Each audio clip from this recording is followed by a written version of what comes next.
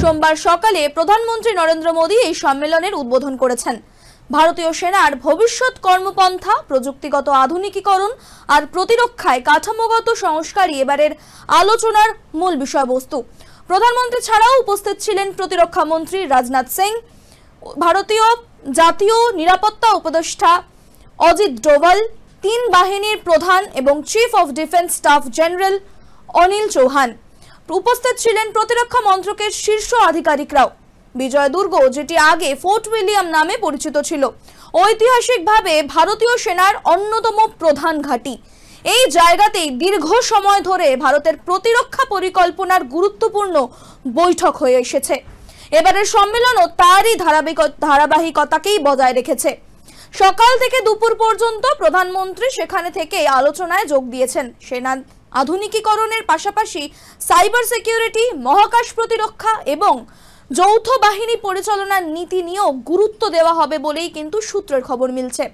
3 দিনের এই সম্মেলনে শুধু বর্তমান নয়, ভবিষ্যতের দিক নির্দেশও তৈরি করা হবে। যুদ্ধক্ষেত্রের পরিবর্তিত ধারা, কৃত্রিম বুদ্ধিমত্তা থেকে শুরু করে ড্রোন প্রযুক্তির ব্যবহার, সবকিছুই আলোচনার এজেন্ডায় রয়েছে। সম্মেলনের প্রথম দিনে প্রধানমন্ত্রী সেনাবাহিনীকে দ্রুত রূপান্তরের পথে হাঁটার বার্তা দিয়েছেন বলেই জানা যাচ্ছে। বিকেলে কলকাতা থেকে তিনি রওনা দেন বিহারের উদ্দেশ্যে। কিন্তু সামরিক নেতৃত্বের এই উচ্চ পর্যায়ের বৈঠক কিন্তু চলতে থাকবে আগামী 17 সেপ্টেম্বর পর্যন্ত। সম্মেলনের প্রথমেই উঠে আসে ভারতীয় সেনার সংস্কার ও রূপান্তরের বিষয়টা। গত কয়েক দশকে ভারতীয় সেনা বারবার প্রমাণ করেছে তাদের শক্তি ও প্রস্তুতির ক্ষমতা। তবে আধুনিক সময়ে যুদ্ধের ধরন বদলে গেছে। শুধু সীমান্ত পাহারা দেওয়া নয়, এখন যুদ্ধক্ষেত্রে প্রযুক্তি, গোয়েন্দা তথ্য এবং দ্রুত সিদ্ধান্ত গ্রহণই সাফল্যের মূল চাবিকাঠি। তাই এবারের সম্মেলনে মূল লক্ষ্য পুরনো কাঠামোকে বদলে একটা কার্যকর, আধুনিক এবং প্রযুক্তি নির্ভর বাহিনী তৈরি করা। প্রধানমন্ত্রী উদ্বোধনী ভাষণে জানিয়েছেন, ভারতের সেনাবাহিনীকে কেবল প্রতিরক্ষা নয়, বরং একটি সমন্বিত কৌশলগত শক্তি হিসেবে গড়ে তুলতে হবে। এজন্যই যৌথ অপারেশন বা ইন্টিগ্রেটেড থিয়েটার কমান্ড তৈরির পরিকল্পনায় এগোচ্ছে তারা। এতে 3 বাহিনী সেনা অর্থাৎ নৌ ও বায়ুসেনা এবং সেনা একই ছাতার নিচে সমন্বিতভাবে কাজ করতে পারবে। এছাড়া নতুন অস্ত্রশস্ত্র সংগ্রহ, উন্নত যানবাহন এবং প্রযুক্তি নির্ভর যন্ত্রপাতি কেনার দিকেও বিশেষভাবে নজর দেওয়া হচ্ছে। প্রতিরক্ষা গবেষণা সংস্থা অর্থাৎ DRDO এবং দেশীয় কোম্পানিগুলিকে এই সংস্কারের সঙ্গে জুড়ে দেওয়া হবে। ফলে একদিকে আত্মনির্ভরতা বাড়বে, অন্যদিকে খরচও কমবে। বিশেষজ্ঞদের মতে এই কাঠামোগত সংস্কার সফল যদি হয়, তাহলে ভারতীয় সেনা আগামী 1 দশকের মধ্যেই বিশ্বের অন্যতম দ্রুত ও শক্তিশালী প্রতিরক্ষা বাহিনী হয়ে উঠবে। অপরদিকে যুদ্ধক্ষেত্রের পরিবর্তনশীল চিত্রে এখন সবচেয়ে বড় হুমকি সাইবার আক্রমণ। সামরিক তথ্য চুরি, যোগাযোগ ব্যবস্থা ভেঙে দেওয়া বা গুরুত্বপূর্ণ অবকাঠামোয় হ্যাকিং, সবই এখন শত্রুপক্ষের সবথেকে বড় অস্ত্র। এবারের সম্মেলনে তাই সাইবার সিকিউরিটি কিন্তু বিশেষভাবে গুরুত্ব পাচ্ছে। ভারতের প্রতিরক্ষা মন্ত্রকের তরফে জানানো হয়েছে, সেনার জন্য আলাদা সাইবার কমান্ড সেন্টার গঠন করা হবে, যেখানে উন্নত সফটওয়্যার, প্রতিরক্ষা ফায়ারওয়াল এবং কৃত্রিম বুদ্ধিমত্তা ব্যবহার করে হ্যাকিং প্রতিরোধ করা হবে। সেনাদেরও বিশেষভাবে সাইবার ট্রেনিং দেওয়া হবে। একই সঙ্গে মহাকাশ প্রতিরক্ষার কথাও গুরুত্ব পেয়েছে এখানে। ভবিষ্যতের যুদ্ধে স্যাটেলাইট নজরদারি এবং মহাকাশ ভিত্তিক অস্ত্রেরও ব্যবহার অন্যতম ভূমিকা নেবে। ভারত ইতিমধ্যেই ইসরোর মাধ্যমে শক্তিশালী স্যাটেলাইট ব্যবস্থা হয়ে রয়েছে। এবার প্রতিরক্ষা খাতে এই প্রযুক্তিকে কাজে লাগানো হতে পারে। প্রতিরক্ষা মন্ত্রী জানিয়েছেন, শত্রুর গতিবিধি ধরতে মহাকাশে নজরদারি বাড়ানো হবে। পাশাপাশি মহাকাশ ভিত্তিক প্রতিরক্ষা ব্যবস্থা গড়ে তোলার দিকেও জোর দেওয়া হবে। এই পদক্ষেপ ভারতের কৌশলগত নিরাপত্তাকে বহুগুণে বাড়িয়ে তুলবে বলেই মনে করছেন বিশেষজ্ঞরা।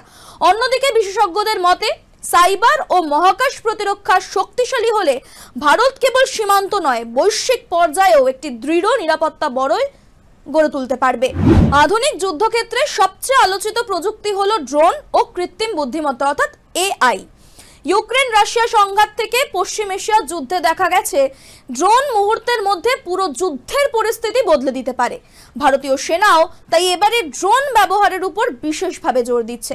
সেনা কর্মকর্তাদের মতে, নজরদারি, অস্ত্রবহন বা শত্রুপক্ষের ঘাঁটিতে সরাসরি আঘাত, সব ক্ষেত্রে ড্রোনকে কাজে লাগানো যাবে। বর্তমানে দেশীয় শিল্প প্রতিষ্ঠানগুলিও উন্নত যুদ্ধ ড্রোন তৈরিতে এগিয়ে এসেছে। সম্মেলনে বিষয় ও আলোচনার বিশেষ জায়গা ছিল। অন্যদিকে কৃত্রিম বুদ্ধিমত্তা সেনাবাহিনীকে দ্রুত সিদ্ধান্ত গ্রহণে সাহায্য করবে।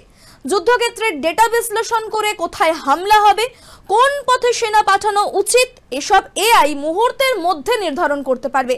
শুধু তাই নয়, এআই চালিত অটোনোমাস ভেহিকল বা স্বয়ংক্রিয় যুদ্ধযান ব্যবহারের বিষয়েও কিন্তু আলোচনা চলছে। এতে ভারতের প্রতিরক্ষা অনেক কম খরচে এবং দ্রুত আধুনিকীকরণের পথে এগোনো পারবে। বিশেষজ্ঞদের মতে ড্রোন ও এআই এর যুগপথ ব্যবহার ভারতের সেনাকে চতুর্থ শিল্প বিপ্লবের প্রতিরক্ষা কাঠামোর অংশ করে তুলবে।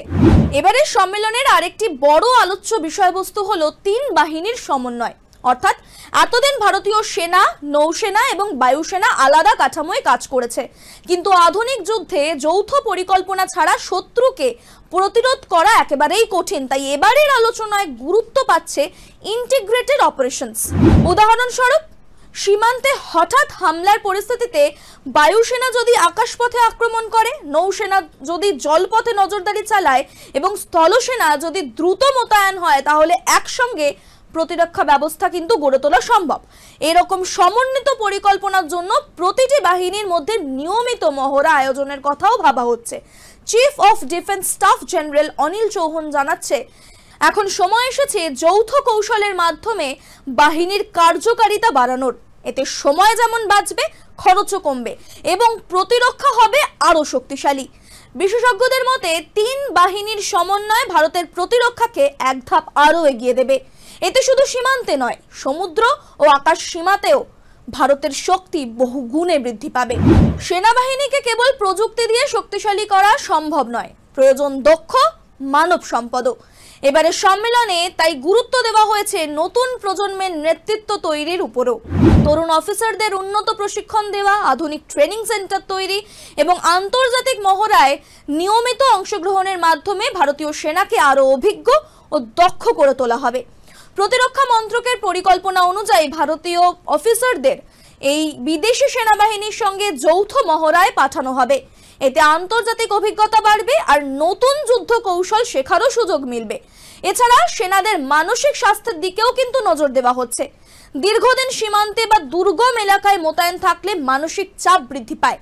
তাই নতুন কাউন্সেলিং প্রোগ্রাম ও পরিবারমুখী সুবিধার বিষয়েও আলোচনা হয়েছে। প্রতিরক্ষা মন্ত্রী রাজনাথ সিং জানিয়েছেন, একজন দক্ষ সেনার আসল শক্তি তার শারীরিক ক্ষমতায় নয়, বরং মানসিক দৃঢ়তায়। তাই মানব সম্পদ উন্নয়নে সমান গুরুত্ব দেওয়া উচিত। বিজয় দুর্গের এই সম্মেলন কেবল একটা সামরিক বৈঠক নয়, বরং ভারতের প্রতিরক্ষার ভবিষ্যৎ রূপরেখা তৈরির একটা বড় মঞ্চ। তাই তিন বাহিনীর সমন্বয় থেকে শুরু করে আধুনিক প্রযুক্তির প্রয়োগ সবকিছুই এখানে আলোচিত হচ্ছে।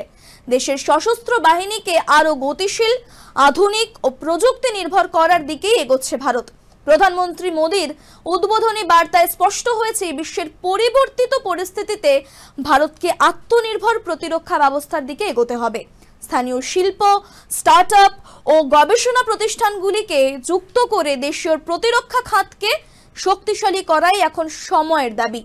আগামী 3 দিনে সেনার শীর্ষ নেতৃত্ব যেসব পরিকল্পনা নেবে তা আগামী দশকগুলিতে ভারতীয় সেনার রূপ নির্ধারণ করবে।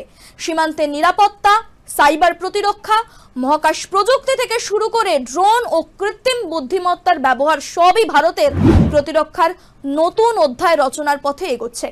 শুধু প্রতিরক্ষা নয়, বরং ভারতের নিরাপত্তা ও ভবিষ্যৎ কৌশলের দিক নির্দেশও এখন থেকেই স্থির হচ্ছে।